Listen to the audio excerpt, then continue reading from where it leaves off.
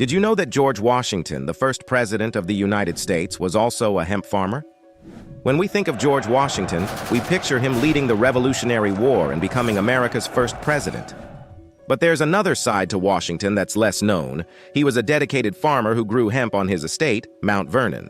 In the 18th century, hemp was a vital crop for American farmers, including George Washington. Hemp wasn't grown for the reasons people think of today. Back then, it was primarily used for practical purposes like making rope, sails, and fabric, critical materials for a developing nation. Hemp's strong fibers made it invaluable for industries like shipbuilding, and with its versatility, it became a staple of colonial agriculture. Hemp was so important that the British Crown actually encouraged its cultivation in the colonies. Farmers were even required by law in some places to grow it. It wasn't just Washington growing hemp. This crop was vital to the economy of early America, and it helped support trade and industry. At his Mount Vernon estate, George Washington grew hemp among other crops like tobacco and wheat. He kept detailed records of his farming operations, and his diaries mention the importance of cultivating hemp for making rope and sails. Washington wasn't just a politician or a military leader, he was also deeply involved in farming, and hemp was a key part of his agricultural pursuits.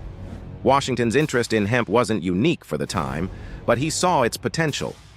In one of his letters, he wrote about the benefits of growing Indian hemp and encouraged the careful cultivation of the crop. While there's no evidence to suggest that he smoked cannabis, his attention to hemp as a valuable resource reflects its importance in early American life. What's interesting about Washington's role in hemp farming is that it shows how far public perception of the plant has shifted over time. In Washington's day, hemp was just another crop, no different from wheat or tobacco. It wasn't controversial, and no one saw it as something dangerous. However, by the 20th century, attitudes toward hemp and cannabis had drastically changed.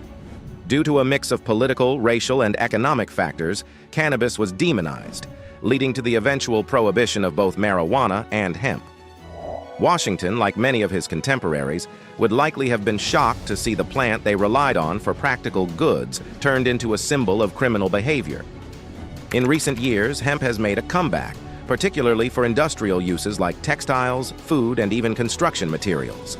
As cannabis laws have evolved, the distinction between hemp and marijuana has become clearer, and many are rediscovering hemp's potential as a sustainable resource. It's fascinating to think that George Washington's cultivation of hemp was just part of a larger tradition that's now being revived.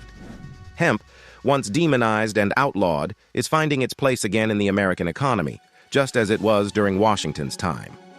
If you enjoyed this dive into Washington's farming legacy, make sure to like, subscribe, and hit that notification bell for more fascinating history.